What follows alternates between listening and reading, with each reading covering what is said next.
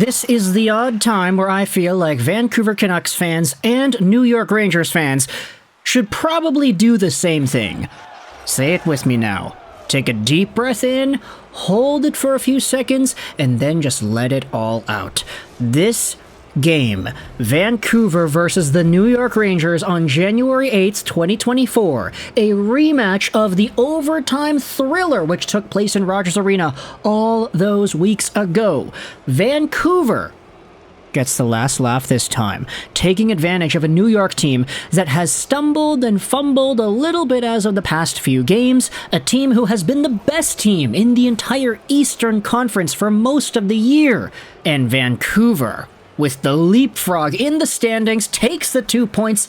In regulation, it is a 6-3 victory in New York. Vancouver, my goodness, what a game that was. With this win, the Vancouver Canucks are now second in the entire NHL. They leapfrog both the Bruins and the Rangers. They had 54 points. Vancouver now has 55 points with this dub on the night. And I get it, the Bruins are playing the Colorado Avalanche right now. If the Bruins win that one, then they'll take second place again. But for this very brief moment in time, Vancouver is second in the league behind Winnipeg in terms of overall points. In points percentage, it's a little bit different. The Canucks are actually still lower than the Rangers right now in terms of points percentage, but hey, the Rangers have been good this season, for the most part at least, and this game was one where you definitely saw those skills put on display. Vancouver, heading into tonight's game, I was honestly kind of worried for them, because the last game against the New Jersey Devils, you saw Thatcher Demko let in a few stinkers. The Devils were able to claw back from being down a significant amount and make things interesting in the final few frames, and that was anxiety-inducing. So I was saying, all right, well, the Devils didn't have Jack Hughes. They were able to come back. They were able to give the Canucks a very hard time. What is this Rangers team gonna do, dude? Sure, the Rangers are missing out on Capo Caco, but this team is better than New Jersey. How are the Canucks gonna fare? And within the first few minutes, you saw Nils Hoglander take a penalty, really irresponsible play down low, and it causes New York to go in the power play. And I was like, okay, darn it, that's it, bro. That's the game. New York is going to decide this thing within the first few minutes because their power play is so deadly. It's the first ranked power play in the entire NHL. And then you see a Vinny Trocheck goal take place because of it.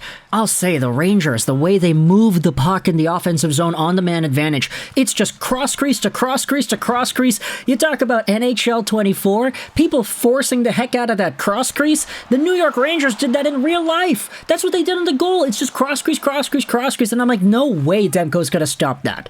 The lateral movement that is required for a goaltender to accurately track that puck, it's impossible, dude. It's up to the defense to be able to take control and block those passing lanes. That in which the Vancouver Canucks didn't really do too much of on that first man advantage for the Rangers. But Vancouver, dude, what has Rick Tocchet been saying this entire season? No quit, right? No quit. Come back the next shift with some eagerness, and that is exactly what the Canucks did. It's Brock Boeser who rims the puck down low. Pettersson is right there, and he tosses it out in front for JT Miller, the former Ranger himself, and he slaps it right by Igor Shesterkin. 1-1 game, just 4 minutes into the game, and at this point, Vancouver has themselves some momentum. A few minutes later, still in the first period, the Vancouver Canucks get themselves a rush where, for some reason, all of the New York defenders kind of just attack the winger going down the boards. It's Nils Hoglander who ends up centering it out in front to Nils Hoglander, who's by himself, and he one-times it over Igor Shesterkin's shoulder, make it 2-1 Vancouver in the first, 6 minutes of the game. And all of a sudden, the Canucks, they're chugging along. They're going out there, getting some momentum. New York has a few chances after that. They had some really good offensive shifts and zone time towards the end of the first period. But ultimately, the last laugh goes to Brock Boeser as the Vancouver Canucks are able to capitalize on a turnover by New York in the neutral zone. It's Quinn Hughes who takes it, sends it up to Petey. Petey in front for Brock, who finds himself on a breakaway. He dekes over to the backhand and gets it over Igor Shesterkin. That's going to be a theme of tonight's game. The giveaways and the offensive chances that Vancouver had where they took advantage of New York mistakes. We had said all this time about how Vancouver is a very opportunistic team. You know, their PDO, their luck, everything is crazy for them. Even in this game, the money puck deserved to win meter was like 70% in the Rangers' favor. The Rangers and their chances, they had so many great opportunities that were just continually thwarted by Thatcher Demko. This guy was the MVP of tonight's game, and he had a .929 save percentage even though he let in 3 goals.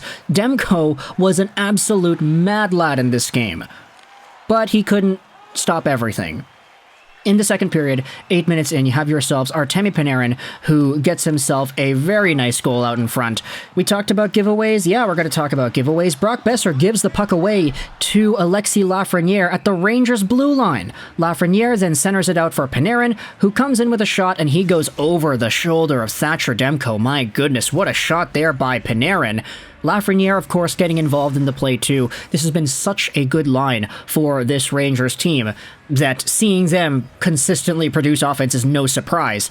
But the Canucks, 7 minutes later, are able to respond with their own offense, and they end up giving the Rangers a taste of their own medicine. And I say that very literally because the Rangers have exhibited this quite a few times over the past few games. Multiple goals coming in quick succession.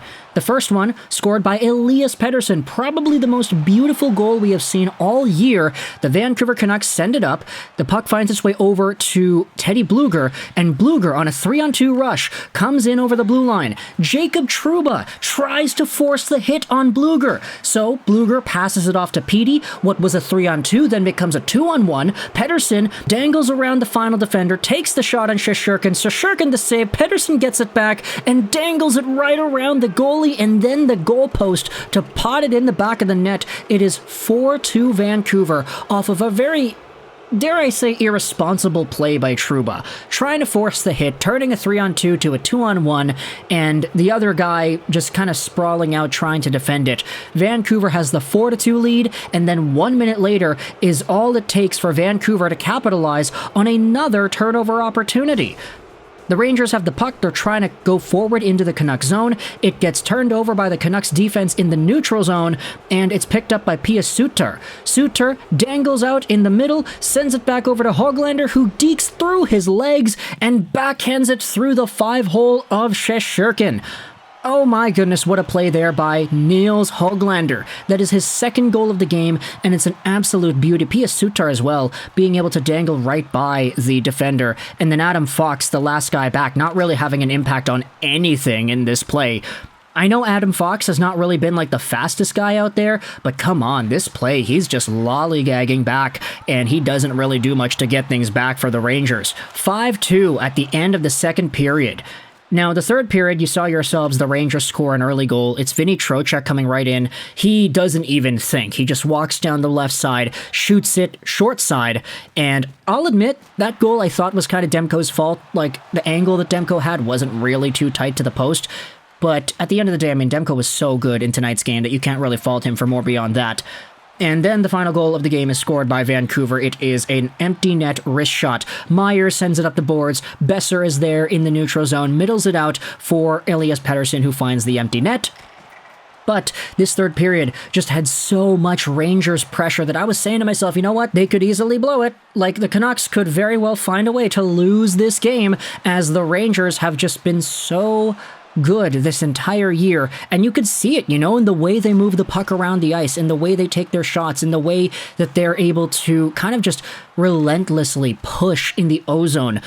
That power play in the first period wherein the Trocheck goal came from, very good showcase of that. And the Rangers had another power play in the third period that the Canucks were able to kill off miraculously.